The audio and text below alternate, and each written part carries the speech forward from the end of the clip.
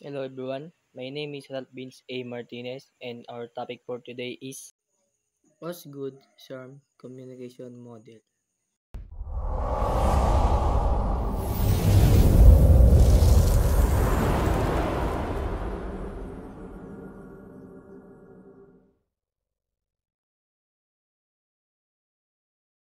Who is are the formulators or the authors of the communication model?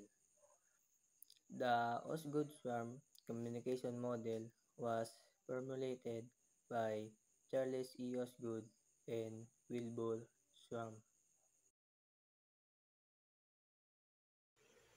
Charles E. Osgood, an American psychologist known for his work in psychologistics and the development of the semantic differential technique. His contribution to communication theory include the idea that communication is a dynamic and reciprocal process.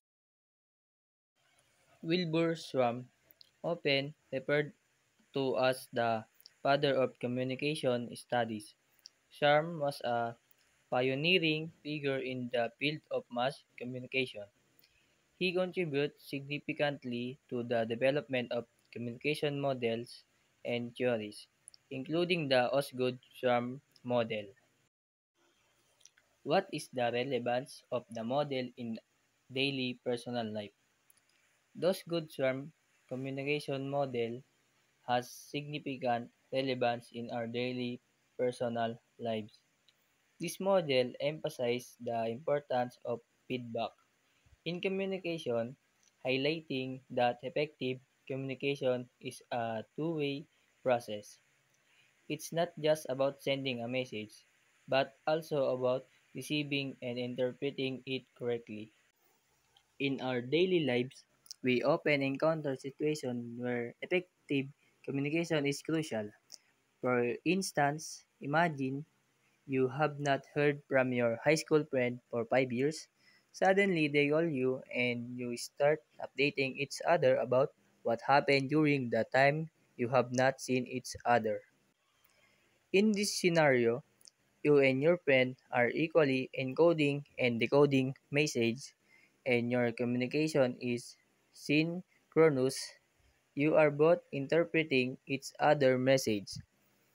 This is a perfect example of the Osgood-Schramm communication model in action where both parties are actually involved in the communication process.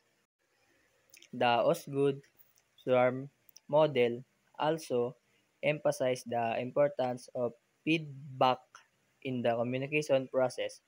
Feedback is essential in ensuring that the message is understood correctly by the receiver.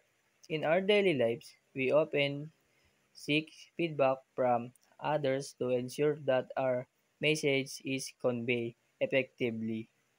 For example, when we are explaining a concept to someone, we often ask them if they understood it to ensure that our message is conveyed correctly.